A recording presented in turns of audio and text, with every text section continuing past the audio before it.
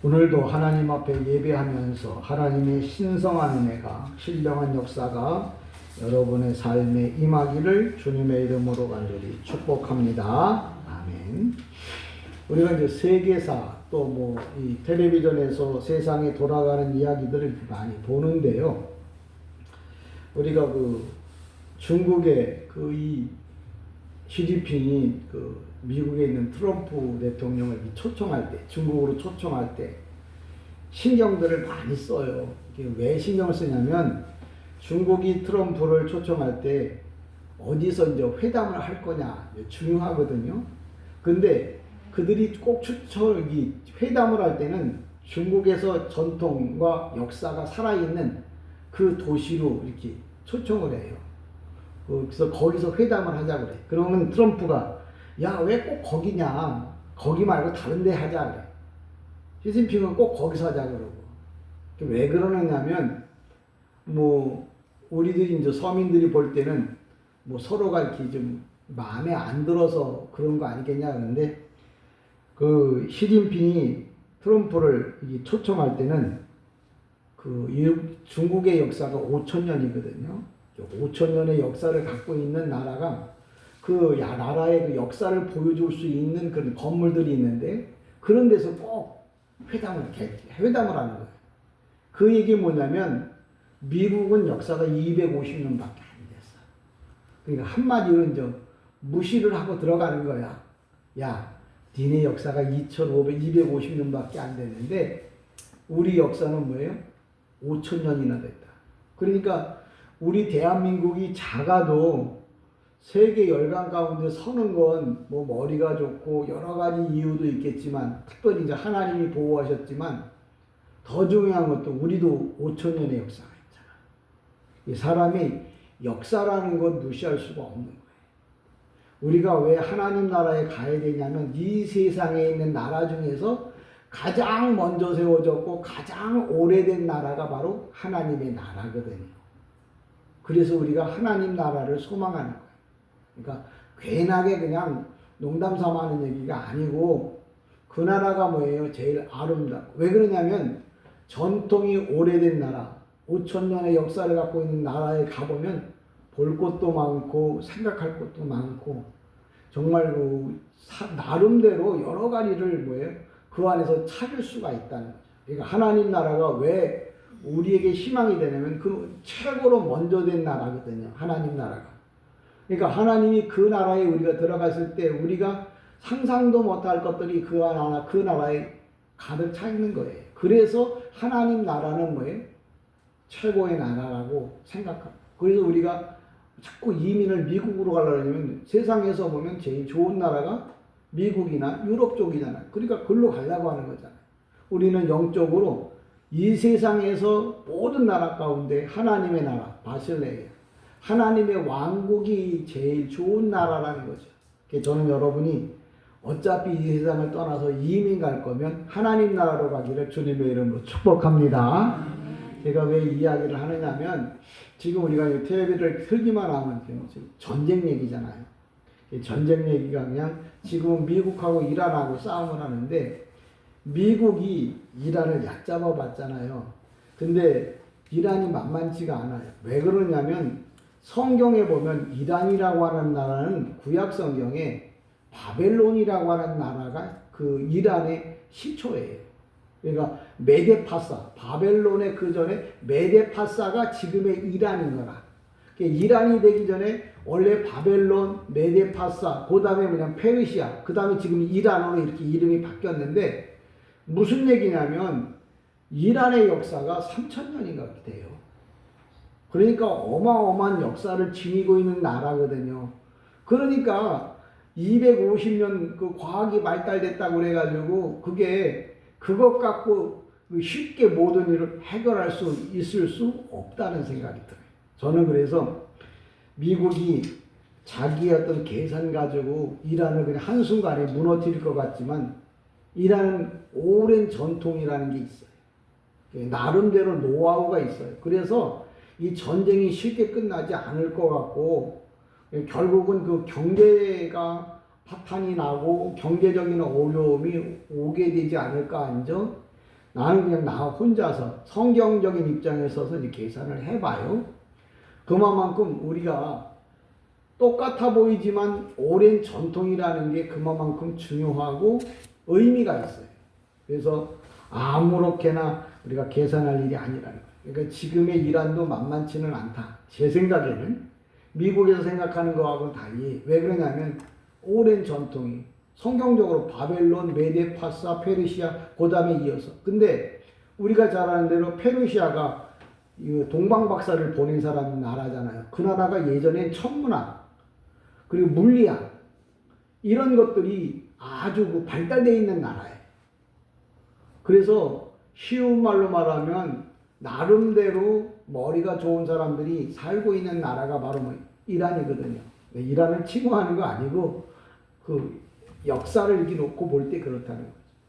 그 얘기를 하려고 하는 건 아니고 오늘 우리가 성경을 보면서도 교회의 예수를 믿으면서도 그저 사람이 다 똑같아 보일 것 같지만 오랜 전통, 쉬운 말로 말하면 노하우가 있는 곳이 뭐예요?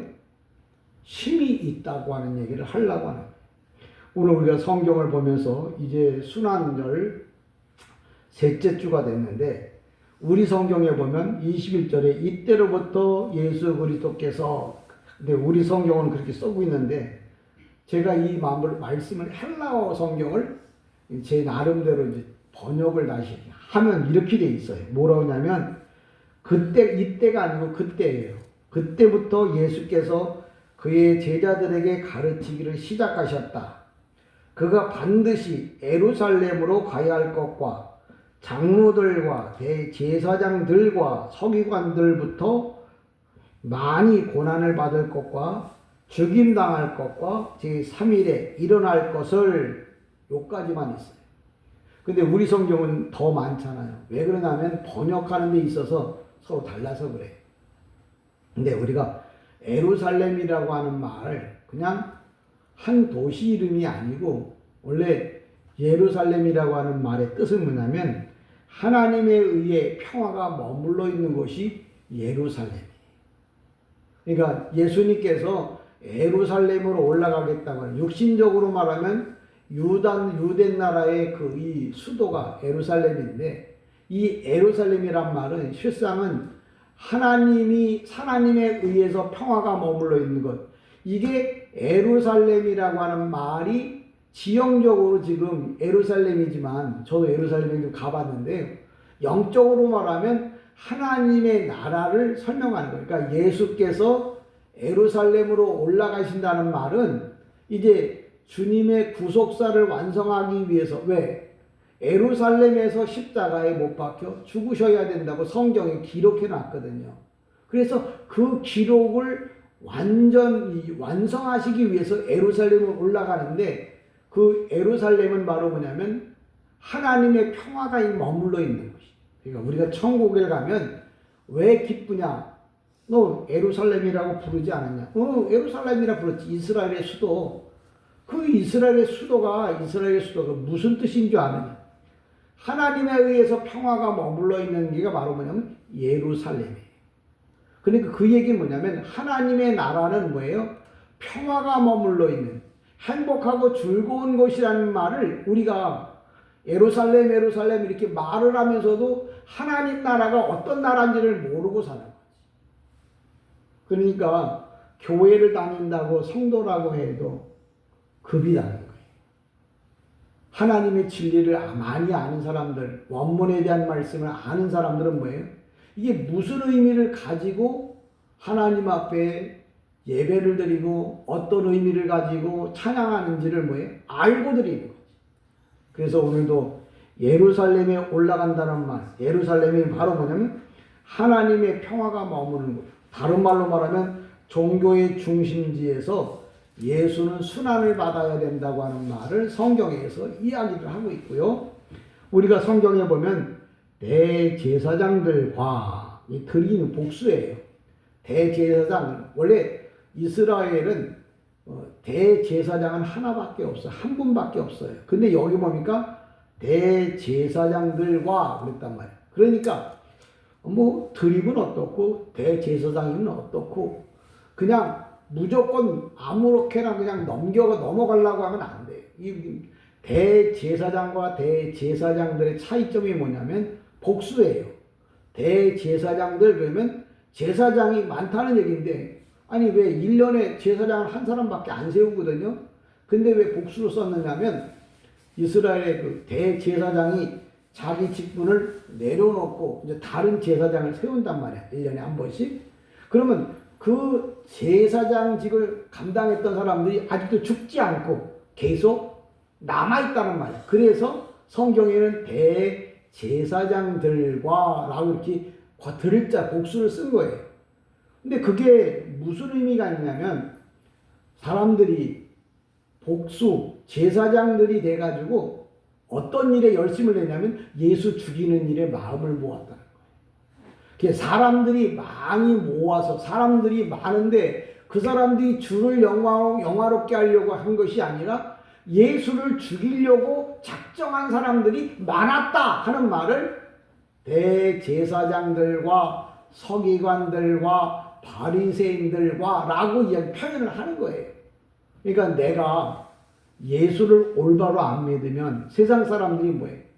많이 모여서 여러 명이 모여서 누구를 예수를 십자가에 못 박으려고 했다고 하는 이야기를 성경에 대제사장들과 서기관들과 이 들들들 하는 이유가 문화적으로 역사적으로는 1년에 한 번씩 제사장이 된 다음에 물려주고 또 새로운 제사장이 됐는데 그 얘기를 하려고 하는 게 아니라 제사장이면 옳고 그름을 판단해야 되잖아요. 근데 지금 현재 있는 제사장이나 제사장직을 하고 난 그 사람들이나 지금 예수를 십자가에 못 박을 때 같이 한꺼번에 힘 모아서 십자가에 못 박자고 달려들었다는 거예요. 그 얘기 뭐예요? 대제사장이라는 건 뭐냐면 올바르게 모든 일을 판단하는 사람을 대제사장이라고 그래요. 근데 지금 교회도 마찬가지예요. 권사님이 기도한 것처럼 지금 종교 지도자들이 목회자들이 하나님의 말씀을 똑바로 안 가르쳐주고 예수를 십자가에 못 박는 일에 같이 마음을 모아서 하나님 나라를 회방하는데 마음을 모으는 시대가 되어졌다는 거예요. 왜? 모르기 때문에. 그래서 21절의 내용이 그런 거고 22절에 보면 이렇게 말합니다. 베드로가 예수를 붙들고 항변하여 이르되 주여 그리마옵소서 이 일이 결코 죽게 미치지 아니하리다 그랬는데 제가 사본이 여러분들은 사본이 뭐냐면 지금 우리가 보는 안드레 안락사 이 사본은 지금 우리가 보고 있는 이 사본은 여기 보면 예수께서 붙들고 항변했다고 말하는데 수리아 사본이라는 게 있어요. 그러니까 사본이 여러 종류가 있는데 그 중에 좀 봤을 때 수리아 사본에는 뭐라고 설명을 하느냐면 베드로가 항변한다는 말은 주님! 아이 그게 무슨 얘기예요? 절대 그러면 안 되는데요. 이렇게 항변한 게 아니고 부드럽게 이야기를 했다. 이렇게 표현을 해요. 그러면서 그를 붙잡고 친절하게 대하며 그를 금하기를 시작했다. 이 말은 뭐냐면 베드로가 예수님을 붙잡고 베드로가 지금 나 죽고 이제 십자가에 못 박혀야겠다. 그러니까 베드로가 22절에 붙들고 항변하여 이르되 주여 그리마옵소서 이 일이 결코 죽게 미치지 아니하리다 라는 말을 이 수리아 사본에는 뭐라고 표현하냐면 예수님 하나님은 자비가 많으신 분이니까 당신을 십자가에 못 박도록 내어드리지 않을 거니까 주님 그런 생각하지 마세요. 이런 식으로 이야기를 한 거예요. 그러니까 지금 우리가 보고 있는 이 번역 성경하고 수리아 이 사본에서 번역한 내용하고는 차이가 많이 나요.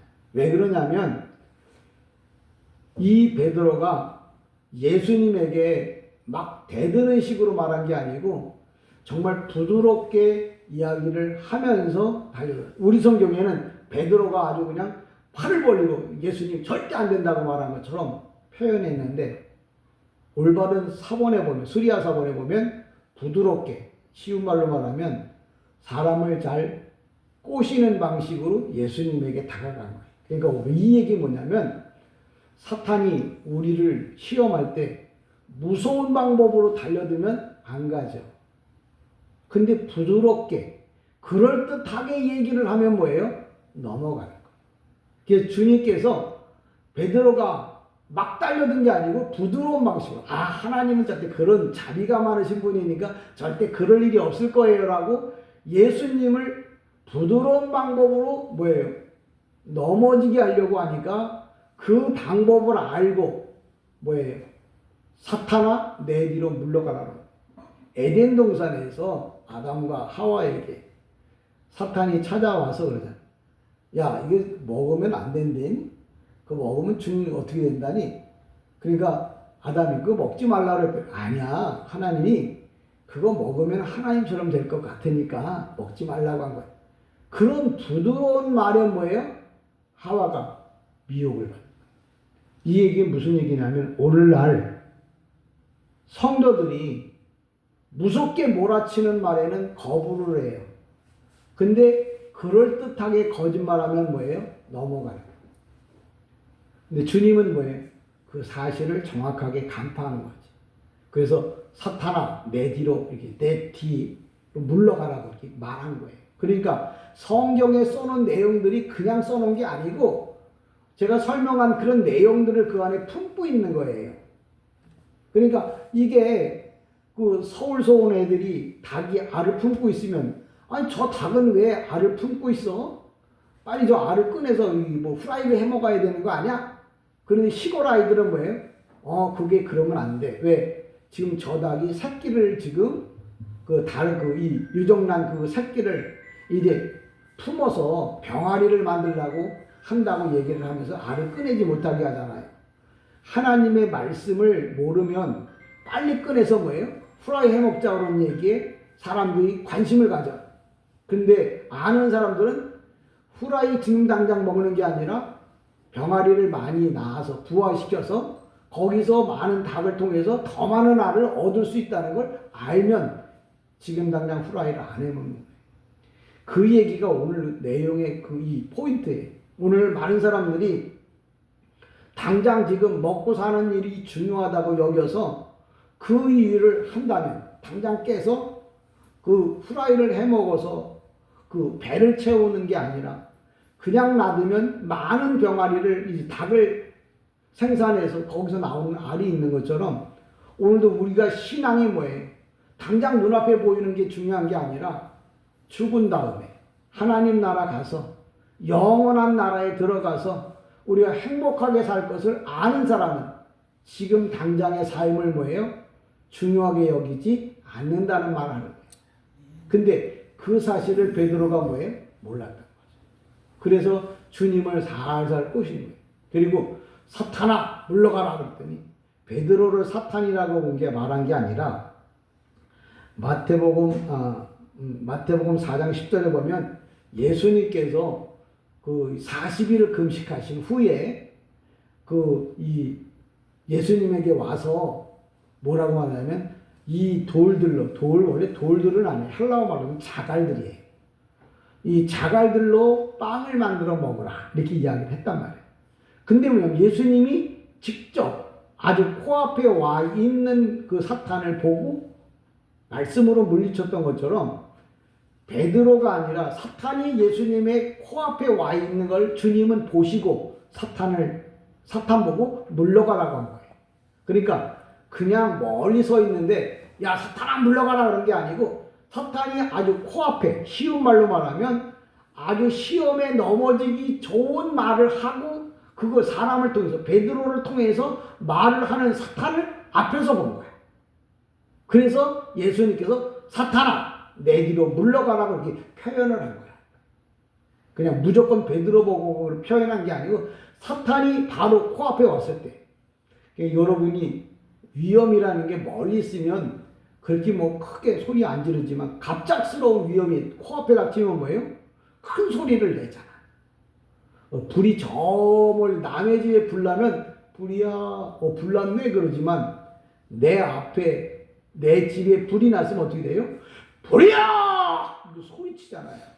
주님이 사탄 보고 물러가라고 한 이유는 바로 사탄이 예수님 앞에까지 와 있는 것을 성경에서 설명한 겁니다. 그러니까 여러분들도 인생의 문제가 코앞에 닥치면 기도를 어떻게 해야 되냐면 톤을 높여서 큰 소리로 강하게 외쳐야 해요. 그러니까 지금 베드로 보고 물러가랬다고 에이 예수님이 베드로 보고 물러간다고 그런 얘기 아니라 원문은 뭐냐면 아주 강하게 내 앞에 닥치는 시험이 강하게 내 앞에 왔을 때 뭐예요? 강하게 부러지지라는 거예요. 이렇게 안 가르쳐 주니까 언제 강하게 해야 될지 모르는데 인생의 문제는 다 똑같아요. 멀리 있으면 별로 그렇게 열심히 안 해. 근데 내 발바닥, 내 발등에 불 떨어져야 뭐예요? 아, 뜨거! 막 그럼 소리치잖아요. 여러분이, 아이고, 뭐 지금 아직 그럴 때가 없으면, 그렇지 않으면 뭐예요? 강하게 안 하잖아요. 근데 그게 가까이 온다는 사실을 여러분 잘 아셔야 돼요. 그래서 미리 멀리 있을 때 돌아가든지, 그를 쫓아버리든지 해야 한다는 거예요. 그러니까 오늘도 이 본문의 말씀 그리하지 마옵소서 뭐냐면 베드로는 그런 거지. 하나님이 자비로운데 예수님 당신의 아들을 십자가에 못 박게 하겠습니까? 그 말은 너무 부드러운 말이에요. 근데 그 말을 어디서 하느냐면 예수님의 코앞에서 얼굴 앞에서 그 얘기를 하는 거예요. 그러니까 예수님께서 뭐예요? 시급함을 하시고 사탄아 내 뒤로 물러가라 책망한 거예요. 그러니까 저와 여러분이 인생의 삶에 문제가 있을 때 여러분의 기도는 뭐예요? 눈물 뿌려 하는 기도여야 한다는 말을 하고 있습니다. 23절에 보면 이렇게 예수께서 돌이키시며 베드로에게 이르시되 사탄아 내 뒤로 물러가라 너는 나를 넘어지게 하는 자로다. 이게 넘어지게 하는 자라고 하는 말이 아니고 사탄은 뭐예요? 너는 반석이라 그랬거든요. 베드로를 보고 너는 나를 넘어지게 한다는 말이 무슨 얘기냐면 너는 넘어지는 걸림돌이다. 그러니까 베드로 보고 야 너는 지금 내가 가는 길에 걸림돌 걸릴 수밖에 없는 돌이다 그 얘기예요. 그러니까 오늘도 우리 인생의 신앙의 걸림돌이 뭐냐면 뭐 경제적인 거, 뭐 이 가족 문제, 또 현실 문제 이게 다 뭐예요? 걸림돌이라는 거죠. 그러니까 이거를 뭐예요? 이게 물리치고 그걸 넘기고 뭐예요? 가야 할 것을 이야기하는 거예요. 그러니까 베드로 보고 그러는 거죠. 네가 내 삶의 걸림돌이 된다. 그러니까 베드로 보고 뭐예요? 거기서 자리를 옮기라고 이야기를 합니다. 여러분 인생에 여러 가지 많은 일들이 있겠지만 저와 여러분의 삶이 정말 항상 주님 안에 있기를 다시 한번 축복합니다. 24절에 보면 이렇게 말합니다. 이 예수께서 제자들에게 이르시되 누구든지 나를 따라오려거든 자기를 부인하고 자기 십자가를 지고 나를 따를 것이라.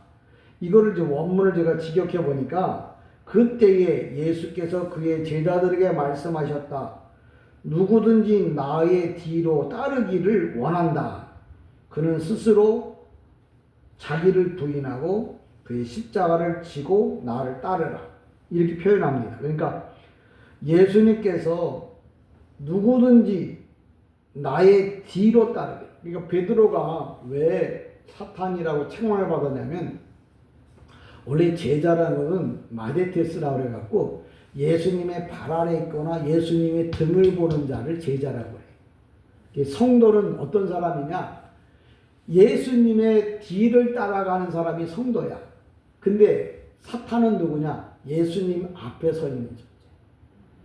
어떤 피조물이든지 조물주 앞에 서면 다 뭐예요? 사탄이 돼요. 그러니까 베드로가 예수님의 뒤를 따라갈 때가 언제냐면 4장 마태복음 4장에 나온 대로 주는 그리스도를 살아계신 하나님의 아들이 되신다. 이렇게 표현할 때는 예수님의 등 뒤를 따라가는 사람. 그때 그러니까 바요나 시몬아 내가 복이 있다고 칭찬해 줬잖아요.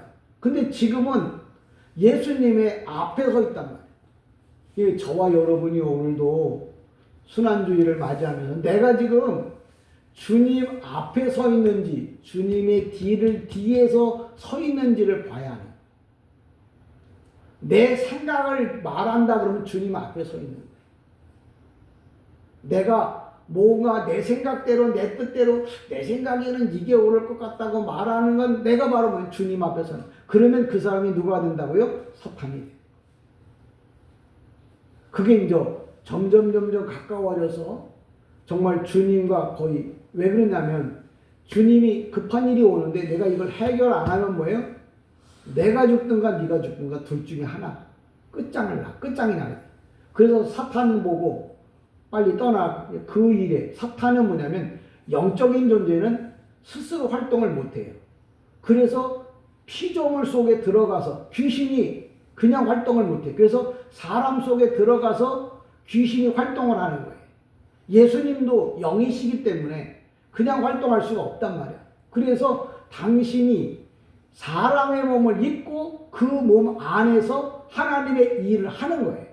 이게 영적인 존재와 육적인 존재가 어떤 게 다르냐면, 육적인 존재는 영적인 일을 못하지만 영적인 존재도 육적인 일을 못해요. 근데 영적인 존재가 육적인 일을 하면 육신을 입고 활동을 해야 돼요. 그래서 주님께서 하나님의 아들로서 말을 해도 사람이 못 알아듣거든요. 그러니까 당신이 사람의 몸을 만들어서, 그리고 주님이 그 안에 들어와서 그 사람이 뭐예요? 사람에게 사람을 보여주면서, 이 사람이신 예수가 그 인자라고 그러거든요.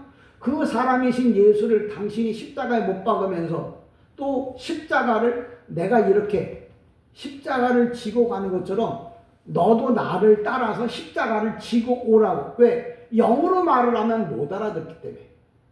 그래서 주님이 오늘도 십자가를 지고 따라오라고 그냥 말만 하면 되는데, 말만 하면 영적인 사람이야. 근데 육신은 못 알아들어.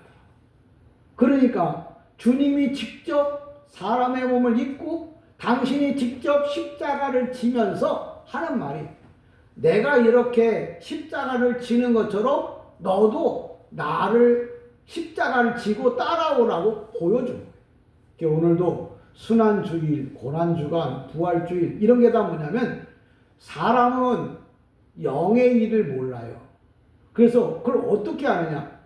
영적인 말씀, 성경 말씀을 이제 목사가 이해를 하고 그걸 설명해 주는 거예요. 이렇게 이런 것입니다 라고. 그러니까 주님이 오늘도 십자가를 지신 이유는, 사람이 천국 가려고 하면 십자가를 져야 되는데 어떻게 질 줄을 모르는 거라. 그러니까 당신이 사람의 몸을 입고 오셔서 십자가를 지는 거예요. 그리고 우리 보고 어떻게 되냐면, 내가 십자가를 진 것처럼 너도 십자가를 지고 오라고 그래요. 그럼 예수님처럼 죽으라는 얘기냐? 그 얘기가 아니고, 여기서는 뭐라고 말하냐면, 내적으로는 자기를 부인하는 게 십자가야. 외적으로는 뭐냐면, 역경 가운데서도 주님이 말씀하시면 순종하고 그 말을 따르는 것이 십자가야. 그러니까 우리가 십자가를 어떻게 져요? 그래서 요새 외국 저기서 보면 주님이 정말 지신 십자가를 진짜 지고 막 이게 길을 행보하잖아요. 주님은 그런 십자가를 지라고 말씀하신 게 아니고, 주님이 십자가를 지고 가시면서 우리에게 성경에다가 뭐라고 써놨냐면, 내적으로는 너를 부인하고, 이게 주님 앞에 주님과 맞서지 말고 주님의 뒤에서 주님이 말씀하신 모든 것을 지켜 행하라. 그게 십자가를 지는 길이라고 우리에게 가르쳐 줘요. 그게 많은 사람이 십자가를 지라고 했는데 어떻게 질 줄 몰라요. 그저 무조건 참고만 있으면 되는데, 내적으로 뭐냐면 자기를 부인해야 돼. 자기를 부인한다는 말은 그냥 내 생각을 버리고 그냥 성경에서 말씀하신 대로 뭐예요? 따라가는 거. 그리고 성경에서 하라고 하는 대로 뭐예요? 행동하는 거. 그게 주님이 십자가를 지고 간 모습을 따라가는 거예요. 뒤따라가는 거예요. 근데 십자가를 지고 가랬더니 진짜 나무 십자가를 지고 가는 좀 무지한 사람들이 너무 많아. 또 무조건 그냥 참으면 된다고 참을인자 3개, 4개, 5개, 6개 써가지고 참기만 하면 돼. 근데 마음에는 뭐예요? 하나님을 늘 대적하고 있어. 그 사람은 십자가를 지는 사람이 아니야. 나는 뭐예요? 무조건 다 주님의 뜻에 맡기고 주님이 말씀하신 대로 뭐예요? 따라가는. 우리가 잘 아는 대로 예수님이 십자가를 지실 때 골골타 그 언덕 주님이 주님이 그 십자가를 지고 이제 올라가신 그 언덕을 이제 저도 따라가 봤는데요. 예수님이 십자가를 지실 때마다 계속 막 쓰러지고 넘어지고. 왜 그러냐면 많은 사람들이 주님이 너무 신문을 받아서 고난도 당하고 힘들기도 하고 정말 그 고통을 받았기 때문에 그렇다 그러는데, 다른 죄인들은 그렇게 주님처럼 7번인가 넘어지고 그러지 않아요. 왜 그러냐면 주님이 원래 사람이 요 로마에서 십자가 형틀을 받을 때는 그 사람의 체격에 맞춰서 십자가를 만들어. 그래서 그 십자가를 자기가 지고 가도록 돼 있어.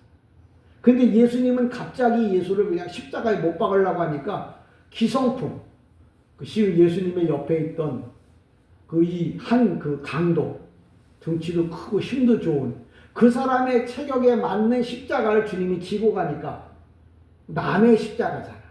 당신의 십자가는 없잖아. 바로 우리들의 십자가, 모든 사람의 그 많은 죄의 큰 십자가, 그걸 지고 가기 때문에 주님은 뭐예요? 육신적으로 힘이 딸려서 뭐예요?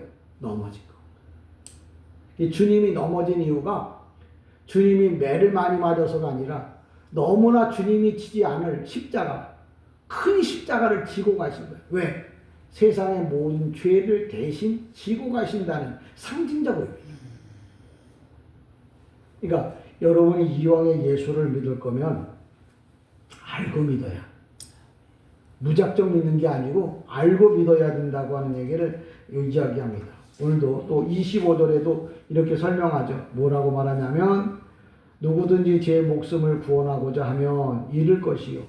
누구든지 나를 위하여 제 목숨을 잃으면 찾으리라 하는데, 그 자기의 생명을 구원하는 것을 다시 말하면 자기 자신에 대한 지나친 애착, 또 육체적인 죽음을 두려워하는 것, 이런 것, 자기 고집, 아집, 감정, 의지, 이런 것을 고수하는 사람은 오늘날 예수 믿는 사람의 가장 큰 문제점이 뭐냐면 자아예요. 자아. 목회자도 문제가 뭐냐면 자아. 여러분도 뭐가 문제냐면 자기 자신에 대한 것들만 생각을 해요. 그게 바로 뭐냐면 오늘 25절에 말한 대로다가 누구든지 제 목숨을 구원하고자 하는 사람, 난 주를 위해서 모든 걸 다 버렸어 라고 말하는데, 그런 자기 고집이 있고 자기 생각이 있는 사람은 자기 목숨을 버리는 사람이 아니고 자기 목숨을 위해서 사는 사람. 그러니까 여러분이 예수를 믿는데 내가 내 생각에 맞춰서 산다면 오늘 십자가를 지는 사람이 아니고 뭐예요? 자기를 위해서 사는 사람. 그러니까 내가 예수를 믿는다고 그러면 지금 내가 내 고집대로 살고 있는지 성경대로 살고 있는지, 내가 내 고집대로 산다면 그 사람은 십자가를 지는 사람이 아니고 주님이 원하는 사람이 아니고 주님 앞에는 걸림돌이 되는 거예요. 그러니까 오늘도 성경을 여러분에게 전해주는 이유는 내가 지금 내 고집대로 살고 있는 건지 아니면 뭐예요?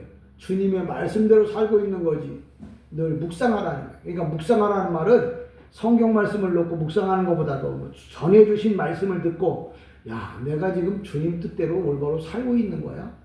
지금 내 고집이야? 주님의 생각이야? 늘 그걸 여러분이 생각해보고 또 기도해보고, 주님 내 생각에는 이런데 주님 생각은 어떠세요? 늘 주님의 생각에 맞춰서 가야. 그러니까 오늘도 주님이 우리에게 십자가를 지신 이유가 뭐냐면 베드로 같으면 십자가를 지기 싫잖아요. 근데 주님이 십자가를 져야 된다는 하나님의 뜻을 주님은 알아. 그래서 십자가를 진 거예요. 주님도 사람이니까 십자가를 지고 싶지 않지만 하나님이 원하는 것이 십자가를 지는 거예요.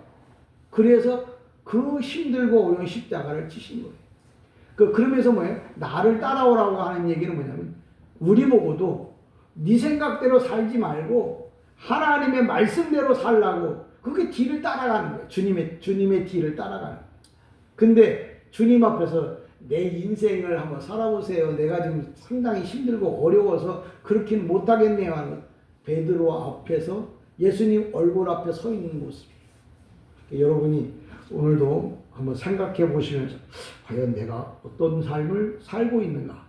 내가 지금 바른 삶을 살지 못했다면 올바른 삶을 살기를 원하고, 마지막으로 28절에 보면 제가 왜 성경을 이렇게 한 절 한 절 설명하냐면 성경에 무슨 말이 무슨 뜻인지도 모르고 그냥 무조건 예수를 믿으려고 하면 그건 올바른 길이 아니라고 생각해요. 여기도 보면 진실로 너희에게 이르노니 여기 서 있는 사람 중에 죽기 전에 인자가 그 왕권을 가지고 오는 것을 볼 자들도 있느니라. 이렇게 성경에 써놨어요. 하나님의 말씀이야. 이 말씀이 무슨 말씀인지 모르면 하나님의 말씀이 될 수 없는 거예요. 읽었다고 하나님의 말씀이 아니라 이게 무슨 뜻인지를 알아야 그게 하나님의 말씀이 되는 거예요. 이 말은 무슨 말이냐면 하나님 나라가 그 죽기 전에, 그러니까 예수님의 제자들을 놓고 말하잖아요. 내가 너희들이 죽기 전에 하나님 나라가 그럼 벌써 왔어야죠. 근데 아직도 안 왔잖아요. 근데 그 얘기 무슨 얘기냐면 예수님께서 베드로하고 야고보하고 요한을 데리고 변화산, 지금의 변화산 그러면 뭐냐면 헬몬산이에요. 그 헬몬산에서 변화를 일으켜요. 천대의 모습으로. 그게 그 모습이 얼마나 어떠냐면 그 얼굴이 해같이 빛난다 그랬어. 그 얘기 무슨 얘기냐면 제자들이 봤어. 베드로하고 야고보, 요한이. 그래서 그렇게 말합니다. 야, 예수님 여기다가 초막셋을 지는데 예수님을 위하여, 엘리야를 위하여, 또 모세를 위하여 초막셋을 짓겠습니다. 그 얘기 뭐냐면 거기가 천국인 줄 알았다네. 근데 주님은 그렇게 얘기하지 않아요? 뭐라고 얘기하냐면 지금 여기가 천국이 아니야. 앞으로 너희가 들어갈 세상이 있음을 말하는 거예요. 그러면서 많은 사람들이 또 물어봐요. 그러면 예수님, 엘리야, 모세, 그럼 세 사람의 집은 있는데 그럼 우리 집은, 우리 제자들의 집은 그럼 어디 있냐? 어디 있어요? 예수님의 집이 바로 누구 집이에요? 우리 집이에요. 천국이 우리 집이라고, 여러분의 집이라고. 그래서 거기 집이 3개밖에 안 나와. 모세를 위하여, 엘리야를 위하여, 예수님을 위하여. 근데 우리는 그럼 어디 가서 살아? 예수님의 집이 우리 집이라는 말을 예수님의 집으로 설명하는 거예요. 여러분이 내가 가야 할 집이 바로 예수님이 계신 곳이고 거기가 천국이고, 바로 뭐예요? 그 집을 짓기 위해서 신앙생활을 똑바로 하는 게 바로 집을 짓는 거예요. 하나님의 말씀을 똑바로 알고 그 말대로 살아가는 게 집을 짓는 거예요. 저와 여러분이 오늘도 하나님 모시기에 합당한 올바른 집을 지어서 하나님께 영광을 돌릴 수 있는 귀한 성도가 되기를 주님의 이름으로 간절히 축복합니다. 아멘. 기도합니다.